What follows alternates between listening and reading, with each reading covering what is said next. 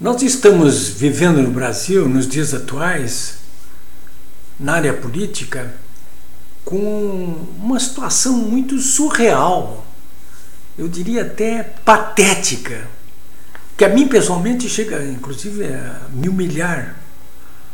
Eu tenho 76 anos, faço jornalismo há 50 anos, e confesso para vocês que eu nunca vi nada parecido, mas nada parecido. É uma coisa vexatória o que está acontecendo hoje na política brasileira, nesse processo, principalmente com ênfase para esse processo eleitoral. Eu já convivi com muitas eleições diretas, inclusive para presidente da República na década de 50, já havia até candidatos como Adhemar de Barros, que era governador de São Paulo, ser apresentado nos palanques de comício como um político que roubava, mas fazia. Mas nunca me passou pela cabeça que nós pudéssemos vivenciar algo semelhante ao que acontece hoje. Eu estou falando nisso aí porque eu acabei de olhar, de examinar com lupa os resultados da pesquisa mandada fazer pela Confederação Nacional dos Transportes, pelo Instituto MDA.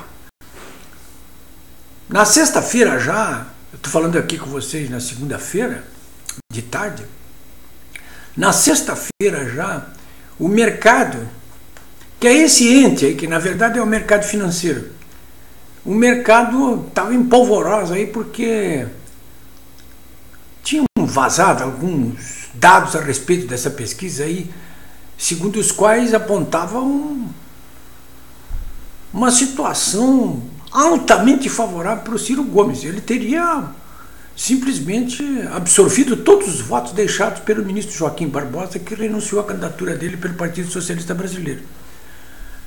O Ciro Gomes, ele não chega a espantar o mercado assim como alguns candidatos da esquerda, mas ele assusta muito o mercado, assusta muita gente, me assusta a mim inclusive. Mas a verdade é que os resultados da pesquisa CNT-MDA nesta segunda-feira não demonstram assim claramente que o Ciro Gomes tenha sido tão beneficiado pelos votos que eram do Joaquim Barbosa, né?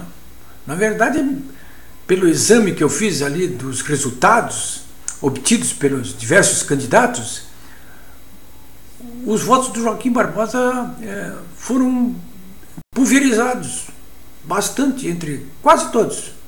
Cada um pegou um pouquinho.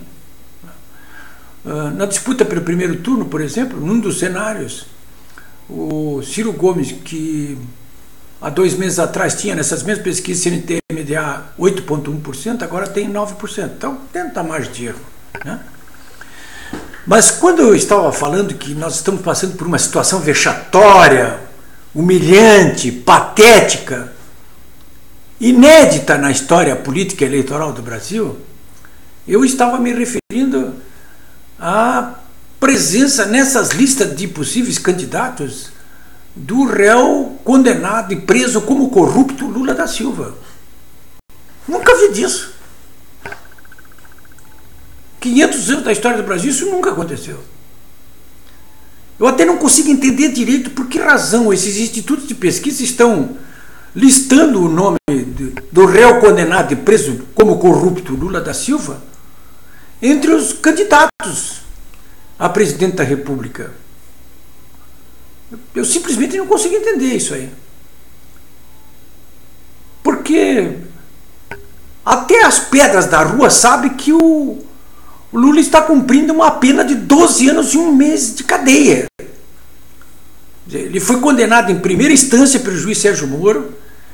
Essa condenação foi confirmada em segunda instância pelo Tribunal Regional Federal da 4ª Região por unanimidade, que aliás por unanimidade ampliou a condenação dele para 12 anos e 1 mês, por corrupção e lavagem de dinheiro no caso do triplex de Santos. Alguém vai me dizer, mas ainda falta transitar em julgado, ou seja, falta passar esse processo ainda pelo julgamento do recurso especial junto ao Superior Tribunal de Justiça e extraordinário junto ao Supremo Tribunal Federal.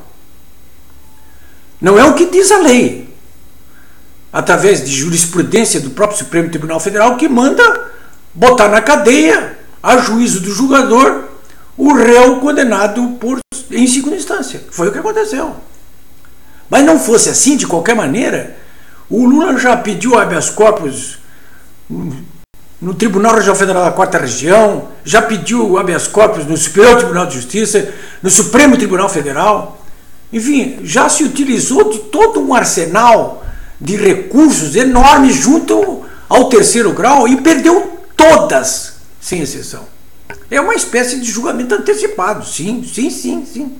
É uma espécie de julgamento antecipado. Não fosse isso, de qualquer maneira, ele já está preso porque a jurisprudência do Supremo diz que condenado em segunda instância vai para a cadeia, que é o caso dele. Está na cadeia.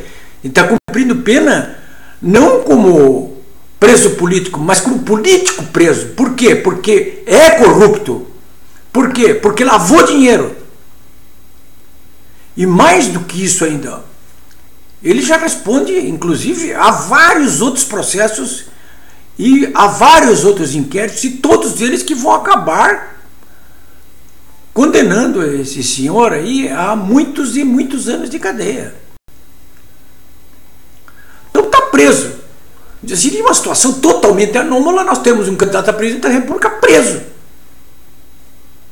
Mas se não fosse isso, nós temos em vigor a lei da ficha limpa. O que diz a lei? A lei da ficha limpa diz o seguinte: qualquer candidato condenado em segunda instância não pode disputar a eleição. Que é o caso exatamente do Lula novamente. Então, senhores, é assustador até, sabe, que é perceber como é que esses institutos de pesquisa estão se rendendo a essas pressões do PT, da esquerda de um modo geral, para que inclua nas suas listas o nome do Lula, né? Nós chegamos a ter uma situação verdadeiramente irônica até, é uma piada até, essa disposição do grupo SBT, UOL e Folha de entrevistar o Lula na cadeia como candidato a presidente da República. Houve um pedido formal dessas empresas, a juíza Carolina Lebos, que é da Vara de Execuções Penais Federais de Curitiba, para poder fazer isso aí. Só falta levarem ao Roda Viva lá para ser entrevistado de dentro da cadeia, né? Então, bom, essa pesquisa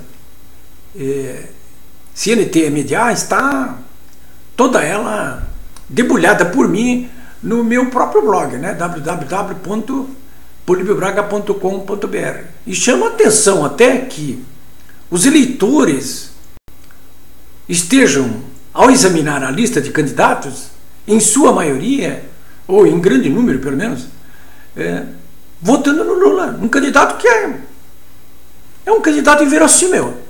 Não existe esse candidato, mas está votando.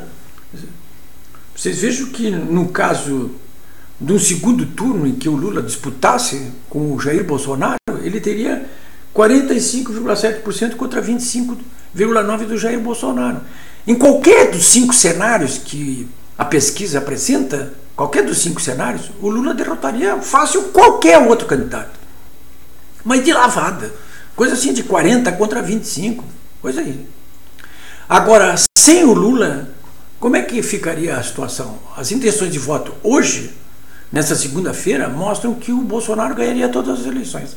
Ganharia de todos, também em 5 cenários, ganharia de todos os candidatos. Menos da Marina Silva. Com a Marina Silva haveria um empate perfeito entre os dois, cada um com 27,2%. Mas o Jair Bolsonaro venceria facilmente todos os outros candidatos. O que ameaçaria mais ele seria o Ciro Gomes, né? O Jair com 28,2% e o Ciro com 24,2%. O Fernando Haddad, que seria o poste do Lula, o Jair Bolsonaro venceria com 30 31,5% contra 14% do Fernando Haddad, ex-prefeito de São Paulo. Mas, de qualquer maneira, em todos os cenários, o índice de eleitores que não escolheram ninguém, ou não votariam em nenhum dos candidatos, anda perto dos 40% do eleitorado brasileiro, que não é pouco, mostra o desconforto dos eleitores, em sua ampla maioria, contra praticamente todos os candidatos, né? Inclusive o Lula, contra todos os candidatos. Mas é isso que eu queria conversar aqui com vocês nesta segunda-feira, aqui nesse comentário com vocês. Muito obrigado. Até a próxima.